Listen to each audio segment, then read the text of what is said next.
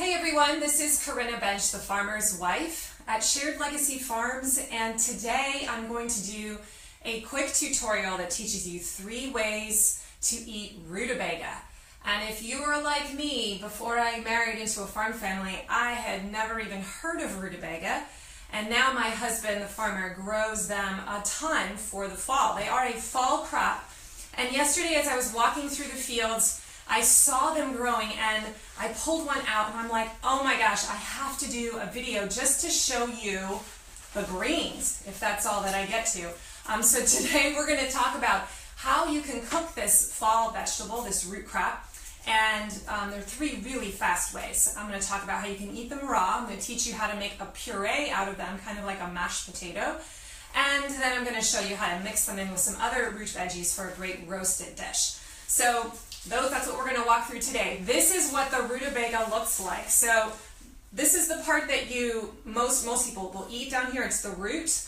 And look how tall the greens are. I can make like an umbrella out of it. It's just an enormous plant. And a lot of people don't know this, but you can actually eat the greens as well. So you can treat them like you would kale or turnip greens and cut those off. So how do you handle rutabaga? You pull it out of the ground like this. You can see it's got a nice, well, the whole plant is actually the root. So when you're eating the rutabaga, you're eating the root. But it's got all these little, I call it like a root beard. And you'll want to cut that off. So the first thing you do is cut off these greens, like this. And like I said, you don't have to discard them. I may actually save some of these tops. So let me cut off a few of them here right now. We'll discard this.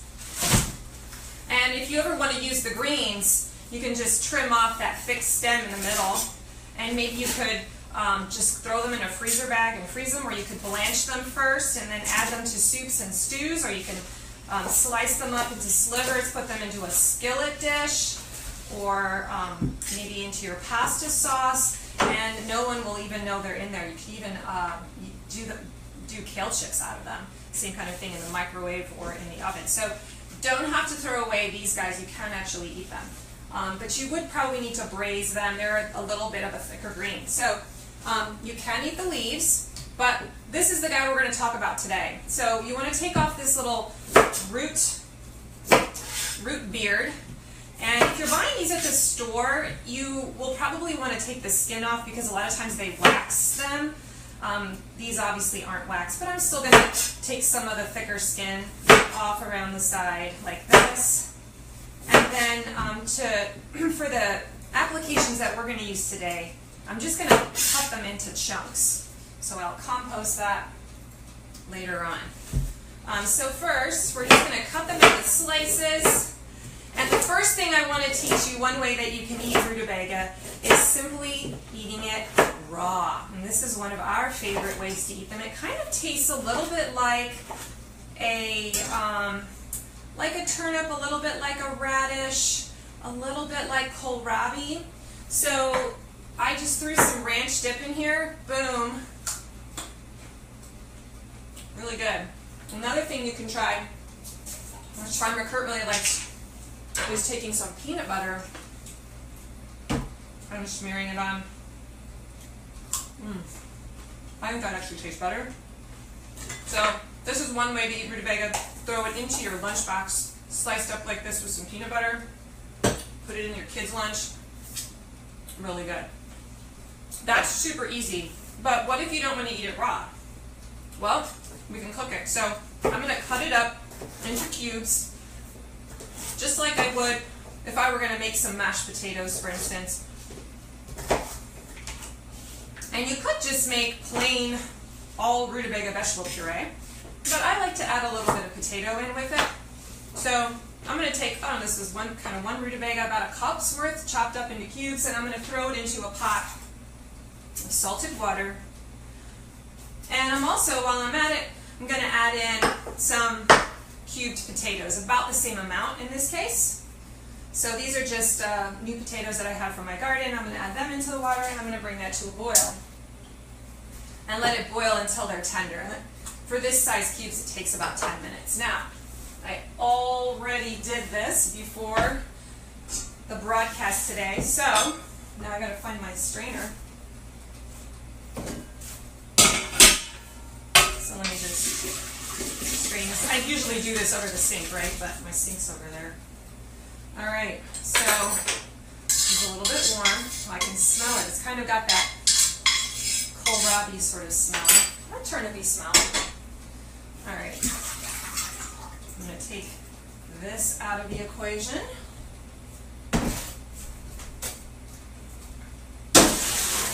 All right, so now I've got soft potatoes and cooked rutabagas. And basically you're going to treat it like you would mashed potatoes, folks. This is not rocket science. So when I make mashed potatoes, I don't know, I add in a little bit of butter. Sometimes I add in cream cheese. Today I'm going to add in sour cream. Just like that. I add in a little bit of salt. Kosher salt. Sometimes I put too much salt in, according to my husband, but that. Alright, and then you're going to use either a mashing fork, or in this case I have my immersion blender. I call this the Wandy stick. I'm just going to make some noise here. I'm just going to puree it until it makes a mashed potato puree. You guys, this is so good.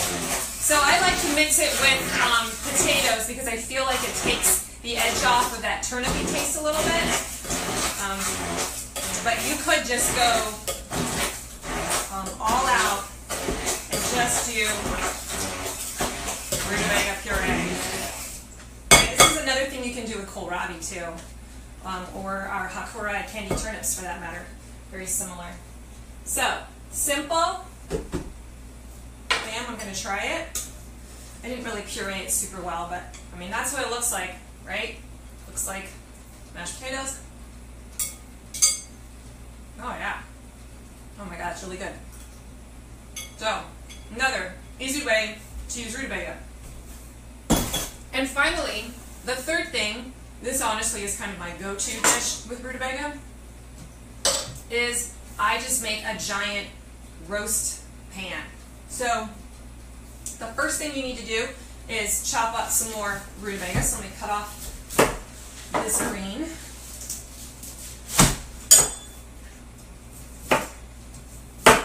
Alright, take off the rootlet again. We're going to cut off some more of these skins.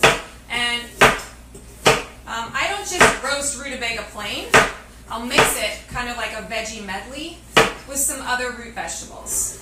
So I've already prepared a bunch of those, but I'm just chopping up the rutabaga here. You can chop it up in slices like this, big slices, or in small chunks, and depending how big you chop it, you're going to have to cook it longer. So I'll preset my oven for 425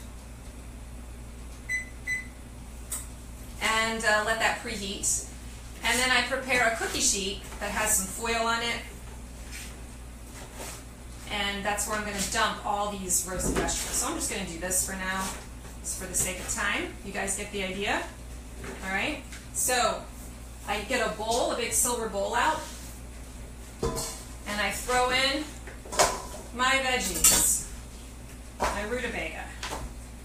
Alright, I also chopped up some more potatoes, and I forgot I was going to do some beets. Beets and carrots would go good here. Kohlrabi would be great. Radishes are really good. You could do some acorn squash. I'm not even going to peel all of this because I don't need to really.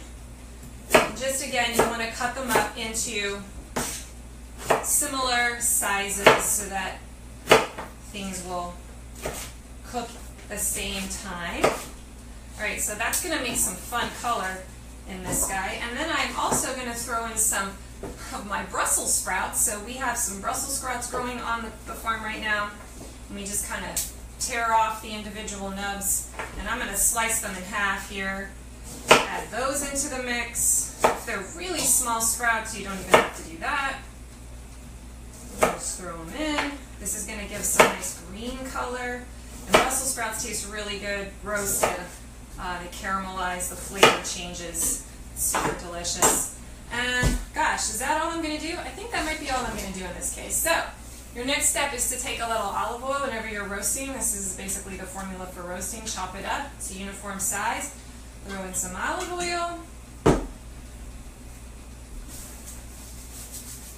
Add in some salt.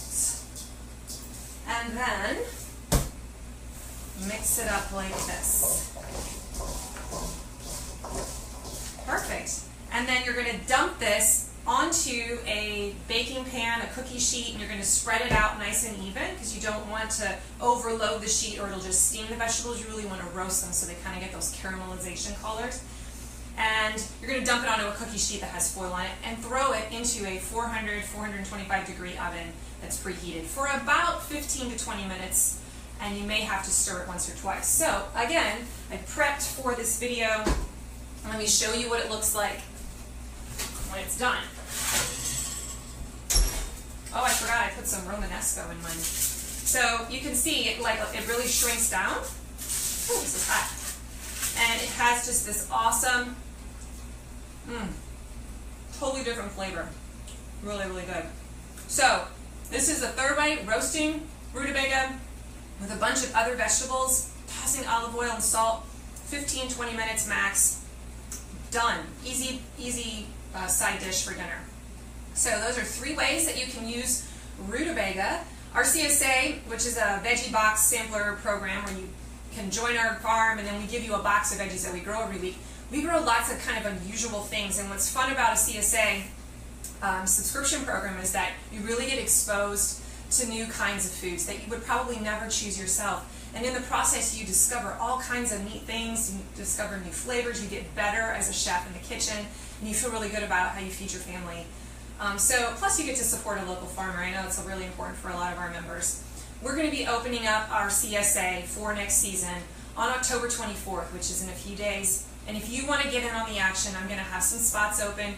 You'll be able to sign up at sharedlegacyfarms.com/sign up. So go ahead and check that out, and we'll be posting that here on our Facebook page in a few days. But I hope you enjoyed this fun little tutorial on how to eat a new root vegetable called rutabaga, and I encourage you to try one of those 3 methods at home in the next few weeks. You can find rutabaga at your farmers markets right about now. Make sure once you cut off those tops, the way to store them is you want to put them into cold storage in like the refrigerator, wrap them in a plastic bag or something. They'll keep for a really long time because they're a root vegetable. So super easy way to store up a bunch of stuff to use into the winter. Thanks guys so much for joining me, and I'm going to have some rutabaga. Talk to you soon. Bye.